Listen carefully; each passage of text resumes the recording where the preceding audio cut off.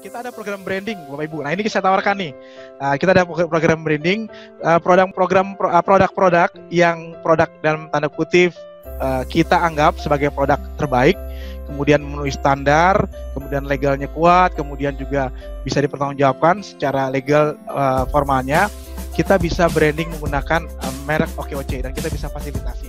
Kita ingin memberdayakan bangsa Indonesia.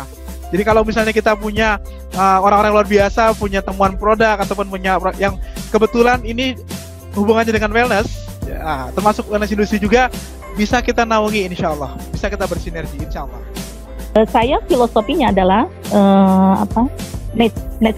nature itu is the best gitu ya. Jadi bahwa tubuh ini sebetulnya sudah diciptakan sangat sempurna gitu. Jadi disitulah penguatan atau pemberdayaan dari tubuh manusia, pikiran manusia, itulah kekuatan yang paling utama untuk tadi wellness itu. Jadi makanya saya sangat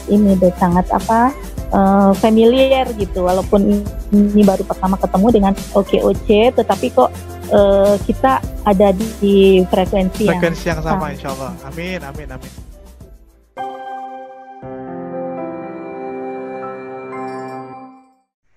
Mempunyai kesamaan visi, yuk sama-sama kita menggalakkan entrepreneurship dalam bidang wellness. Karena mohon maaf, memang selama ini banyak bahwa teman-teman yang mungkin dari SMK Kesehatan ataupun mungkin yang mereka belajar kedokteran sebagainya, mereka memang berpikirnya hanya untuk di bidang kesehatan medis saja. Namun sesungguhnya ada peluang yang lain, yaitu yang dinamakan Yankestrat, yaitu tenaga pelayanan kesehatan tradisional, dan itu legal, dan itu berizin pula, dan itu juga dilindungi oleh undang-undang. Selama menggunakan sesuai dengan aturan yang berlaku seperti itu. Nah, kita ingin mendorong bahwa ini adalah sebuah peluang. Betapa banyak lulusan SMK Kesehatan, betapa banyak juga lulusan mungkin kedokteran yang mungkin saat ini agak kesulitan mungkin untuk mendapatkan bisa dikatakan tempat untuk mengabdikan ilmunya seperti itu. Nah, kita ingin memberikan ini loh, ada sebuah peluang baru. Bukan hanya dengan terapis saja, banyak sebenarnya.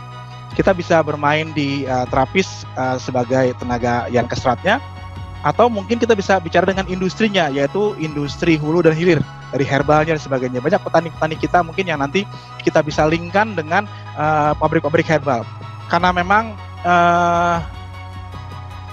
daripada kejadian pandemi ini banyak hikmah yang kita dapatkan. Salah satunya adalah bermunculannya perusahaan-perusahaan farmasi dalam tanda kutip yang tadinya fokus kepada obat-obatan medis, tapi sekarang mereka sudah mulai merambah ke herbal. Yang sesungguhnya ini sudah dimulai oleh negara-negara lain. Seperti saya katakan tadi, 2005 saya ke China, itu pabrik herbal itu luar biasa. Sudah seperti pabrik farmasi. Standarnya pun standar farmasi seperti itu. Mereka sudah menekankan GMP. Mungkin kita GMP baru sekitar 5 tahun belakangan ini, Good Manufacturing Practices, di mana sebuah pabrik harus menerapkan standar yang tinggi untuk sebuah produk dari pabrik. Bahkan mereka sudah bisa mengeluarkan satu batch itu obat herbal itu sampai ketahuan sampai shiftnya. Saya waktu itu kebetulan seperti ke pabriknya. Jadi sampai shiftnya, siapa yang bekerja di shift itu, jam berapa shiftnya. Jadi kalau terjadi mungkin ada mail produk ataupun ada fail, itu bisa ketahuan ini siapa yang bertanggung jawab. Sampai seperti itu. Nah, alhamdulillah saya melihat di Indonesia saat ini, khususnya ada perusahaan-perusahaan besar, saya nggak boleh sebutkan, tapi yang jelas sekarang iklannya luar biasa, dan bahkan bisa tidak salah kalau perusahaan ini menisbahkan dirinya sebagai pelopor untuk herbal dalam tanda kutip, herbal yang memiliki teknologi tinggi. Saya pikir sah-sah saja, karena memang sampai saat ini belum ada memang perusahaan yang melakukan itu. Nah, jadi menarik, dan akhirnya kita bersyukur juga. Nah, jadi tadinya hanya dari sisi mungkin tenaga yang Yankestrat saja, tapi saat ini produk-produknya pun sudah mulai diakui. Ya, alhamdulillah, Pastor. Jadi ini kita kembali lagi dari keprihatinan kita, ternyata sekarang hikmahnya dengan pandemik ini lebih terbuka. Gitu. Sebenarnya kemarin kita sempat ini juga sempat punya harapan besar, karena kebetulan kan Menkes kita Mas Terawan kemarin itu kan memang beliau cukup memberikan ruang untuk herbal seperti itu. Jadi tapi wallahu alam ya, saya nggak tahu berita terakhir, tapi yang jelas sampai saat ini kita dengan teman-teman berusaha tetap mendorong bahwa masyarakat akan lebih tahu apa sih itu kesehatan holistik, dan ternyata ada loh opsi lain selain dari rumah sakit, yaitu rumah sehat. Mungkin itu dulu, Master. Pertanyaan berikut, Ketum. Ya, gimana, Bang Edi? Ini dari chattingnya Mbak Mulyasri ya. Saya menyimak penjelasan Ketum lebih ke herbal. Saya mau tanya, kalau gitu Mind and Soul di wellness itu seperti apa diaplikasikan? Ya. Mungkin perlu dijelaskan Ketum agar lebih jelas mungkin maksudnya. Ya. Apakah wellness itu juga menyentuh itu atau seperti apa? Termasuk tadi holistik itu apa sih? Kira-kira gimana, Ketum? Silakan. Ya, terima kasih. Jadi memang tadi seperti saya katakan, alhamdulillah kita berusaha memadukan semua Mind, Body and Soul ini. Nah, ini kita terapkan di yang kita sebut tadi wellness center kita itu. Jadi apa yang kita lakukan di OKC Wellness dengan wellness center kita adalah berusaha memberikan sentuhan kepada orang yang membutuhkan, khususnya untuk perbaikan kesehatan, dengan pendekatan dibutuhkan. Tadi saya katakan tadi bisa jadi kalau memang di mind-nya ada masalah, ya pasti pendekatannya dengan menggunakan EFT. Terus kemudian kalau misalnya memang dia memerlukan sentuhan, berarti mungkin nanti menggunakan bisa dengan terapi dan herbal seperti itu. Dan soul-nya bisa juga kita mendekatkan ruhaniah seperti itu. Jadi ini kita gabungkan ke semuanya, Mbak, gitu. Nah, jadi dan kebetulan kita juga meminta bantuan dari pakar-pakarnya. Kebetulan alhamdulillah memang untuk saat ini kita memang baru dua bisa dikatakan gerbong besar yang bersinergi secara apa bisa dikatakan siap untuk agreement kita bergandengan tangan, yaitu dari EFT Center dengan hari ini dengan Bang Edi Iskandar sendiri, kemudian dengan Sujok Indonesia melalui co-founder Sujok Indonesia Pak Dr. Gigi Maulana Gatot. Kenapa memang saat ini kita memilih bermitra dengan dua ini? Karena memang kembali lagi kesehatan holistik ini ya kita tetap harus menghormati PP 103. Bagaimana kita harus tahu diri di mana posisi kita tidak boleh bertindak seperti medis seperti itu. Jadi pendekatannya adalah dengan EFT untuk mainnya, kemudian juga untuk terapinya bisa kita menggunakan Sujok seperti itu. Mungkin begitu, Bang Edi. Mas Ketum, ini Mbak Inanya udah muncul nih. Biasanya dia langsung dialog nih. Silakan Mbak Ina, gimana tadi global holistic care-nya? Ini Mbak Ina yang di Palembang ya? Bukan. Mbak Ina bukan. di Jakarta. Oh, Jakarta, kira Palembang ya. Siap. Suaranya Mbak Ina belum dibuka. Ini Mbak Dok juga nih, Mbak Doktor. Mbak Dokter. Silakan. Baik, Assalamualaikum warahmatullahi wabarakatuh. Waalaikumsalam warahmatullahi wabarakatuh. Iya, jadi saya ini tadi pas buka ya, ini juga. Jadi kok sepertinya kita satu filosofis gitu, satu filosofis. Amin, karena memang, ya karena saya basic saya memang kebidanan ya atau midwifery dari UK, sehingga itu memang konsep dasarnya itu memang holistik ya. Kita memandang bahwa proses kehamilan persalinan itu adalah bukan hanya proses fisik, tetapi juga proses perubahan tadi psikososial, culture, bahkan spiritualnya gitu. Nah, sehingga saya konsep dasarnya memang holistik.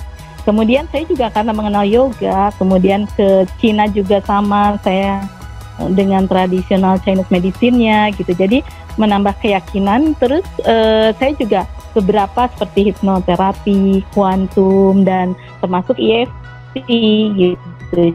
Jadi betul mengembangkan semacam yayasan ya dokter untuk iya sehingga saya mengembangkan pelayanan dalam arti pengembangan sumber daya manusia dan juga pelayanan juga kepada klien yang sifatnya itu adalah holistik, mengintegrasikan bahwa pelayanannya itu bukan hanya fisik, tetapi menyentuh psikososial dan spiritual tadi gitu. Maka sebetulnya saya juga baru ini merintisnya, karena selama ini saya tidak membentuk yayasan, tetapi lebih melakukan aktivitas-aktivitas untuk pendidikan untuk para tenaga-tenaga bidan yang yang sekarang tahun kemarin saya sudah mulai merintis, tapi dengan COVID ini saya juga agak tersendat untuk pelayanannya. Tetapi kalau untuk pengembangan sumber daya manusianya kita sudah mulai, karena memang bisa melalui virtual ya.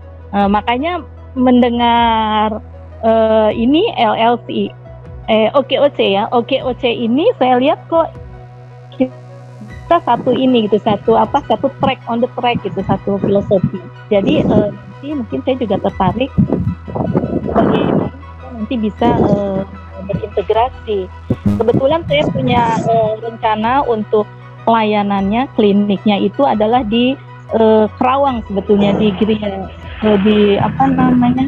ada dua itu di antara Kerawang dan Purwakarta, tetapi karena COVID jadi saya berhenti tidak ke sana, sehingga lebih di pengembangannya. Nah nanti mungkin bisa kita berkomunikasi lebih lanjut, karena Insyaallah. Apalagi ini tadi kan di ini ya, salah satunya Banten. Saya juga dari Banten, mungkin Banten kan dekat juga gitu, jadi bisa nanti saya pengembangan di Banten, kemudian juga ya tentu Barat gitu ya. Kelihatannya ini karena banyak juga kita para bidan yang memang tadi holistik. Beberapa bidan banyak yang sudah mengembangkan arah holistik juga dengan sentuhan yang berbeda gitu. Nanti berarti kita bisa mengakomodir dan bersatu gitu. Kalau misalkan tadi ternyata OKOC juga bergerak gitu. Dia juga bisa lihat bisa sama gitu. Jadi kita saling memberikan penguatan gitu, karena intinya betul nature, back to nature ya. Memang back to nature itu adalah karena kita saya filosofinya adalah nature itu is the best gitu ya. Jadi bahwa tubuh ini sebetulnya sudah diciptakan sangat sempurna gitu. Jadi disitulah penguatan atau pemberdayaan dari tubuh manusia, pikiran manusia, itulah kekuatan yang paling utama untuk tadi wellness itu. Jadi makanya saya sangat familiar gitu, walaupun ini baru pertama ketemu dengan OKOC, tetapi kok kita ada di frekuensi yang sama, insyaallah. Amin. Iya.